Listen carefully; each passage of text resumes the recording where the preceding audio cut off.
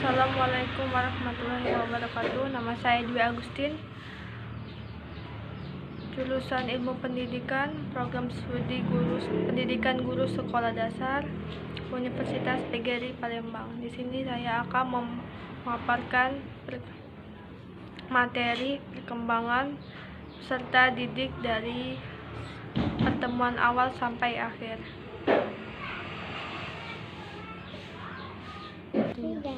Perkembangan adalah proses perubahan individu yang bersifat dinamis ke arah kesempurnaan secara terus-menerus sejak lahir hingga akhir hayat.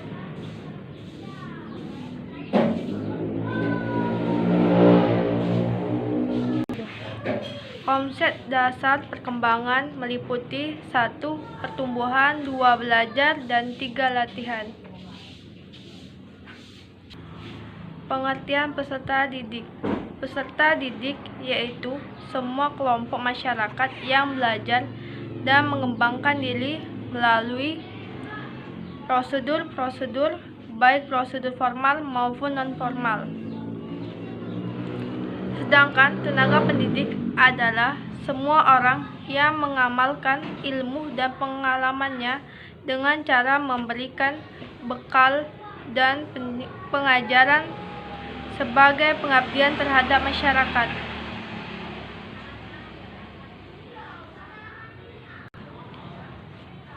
Tahap perkembangan berdasarkan didaktik. 1.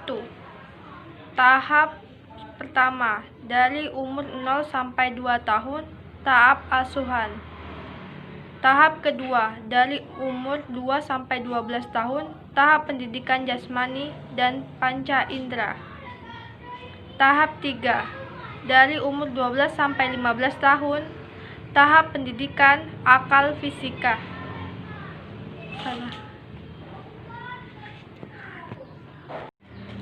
Tahap ketiga, dari umur 12 sampai 15 tahun, tahap pendidikan akal pikiran.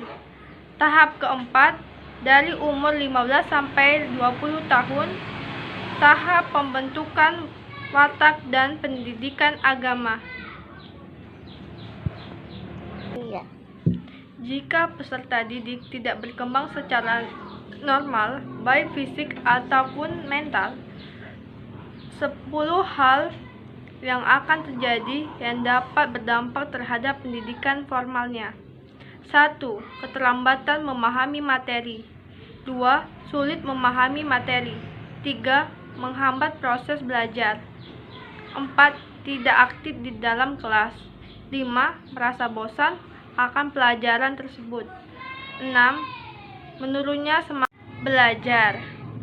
7. Mengurangi rasa percaya diri siswa. 8. Turunnya prestasi siswa di pelajaran tersebut. 9. Siswa dapat mengalami ketertinggalan kelas. 10. Turunnya kualitas pendidikan di tempat tersebut. Ciri khas peserta didik yang harus diketahui pendidik. 1. Individu yang memiliki potensi fisik dan psikis yang khas. 2. Individu yang sedang berkembang. 3. Individu yang membutuhkan bimbingan secara manusiawi. 4. Individu yang memiliki kemampuan untuk mandiri. 10 model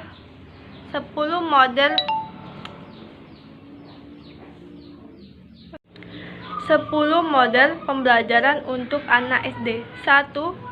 Model pembelajaran kontekstual.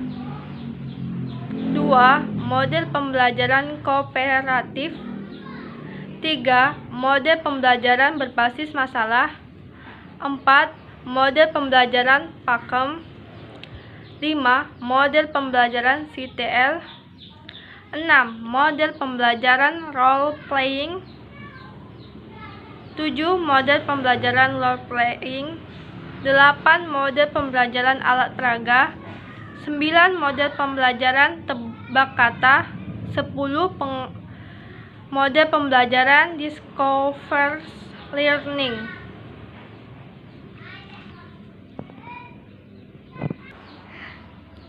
Pengertian peserta didik. Peserta didik merupakan salah satu komponen manusiawi yang menempati posisi sentral. Peserta didik menjadi pokok persoalan dan tumpukan perhatian dalam semua proses transformasi yang disebut pendidikan.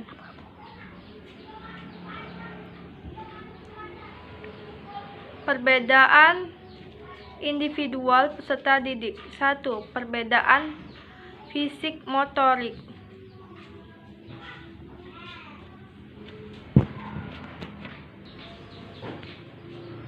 Perbedaan individual dalam fisik tidak hanya terbatas pada aspek-aspek yang teramati oleh panca indera, seperti bentuk atau tinggi badan, warna kulit, warna mata, atau rambut, jenis kelamin, nada suara, atau bau keringat, melainkan juga mencakup aspek-aspek fisik yang tidak dapat diamati melalui panca indera, tetapi hanya dapat diketahui setelah diadakan pengukuran seperti usia, kekuatan badan atau kecepatan lari, golongan darah, pendengaran, penglihatan, dan sebagainya. 2. Perbedaan inteligensi. Secara umum, inteligensi dapat dipahami sebagai kemampuan untuk beradaptasi dengan situasi yang baru secara cepat dan efektif. Kemampuan untuk menggunakan konsep yang abstrak secara efektif dan kemampuan untuk memahami hubungan dan pembelajaran dengan cepat.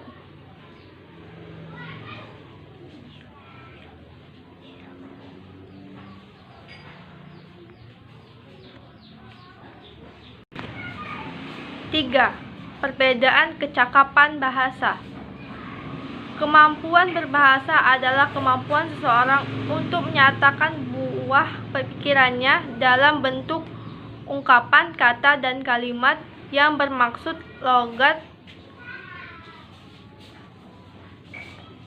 logis dan sistematik. Kemampuan berbahasa anak berbeda-beda.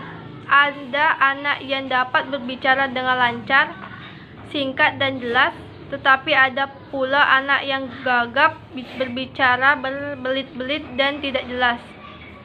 4. Perbedaan psikologis. Perbedaan individu peserta didik juga terlihat dari aspek psikologis.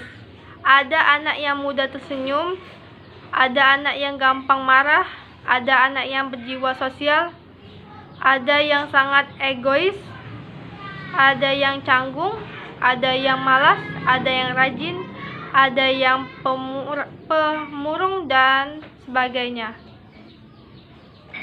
Karakteristik individu dan implikasinya terhadap pendidik.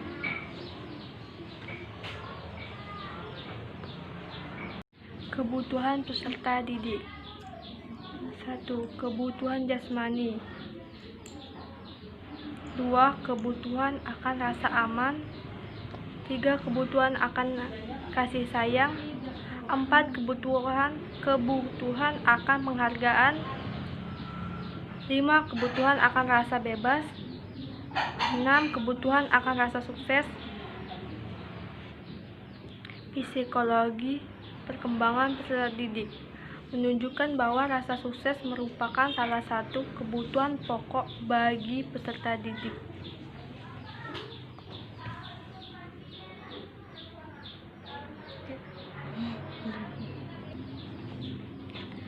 7 jenis cara belajar peserta didik sekolah dasar. 1. Belajar sambil bermain. 2. Banyak gerak. 3. Langsung praktek. 4. Jalin interaksi. 5. Belajar sambil menggambar. 6. Gunakan media audio visual. 7. Ajarkan manajemen waktu.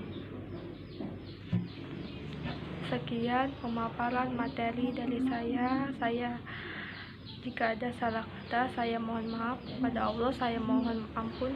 Wabillahi taufiq wal hidayah. Wassalamualaikum warahmatullahi wabarakatuh.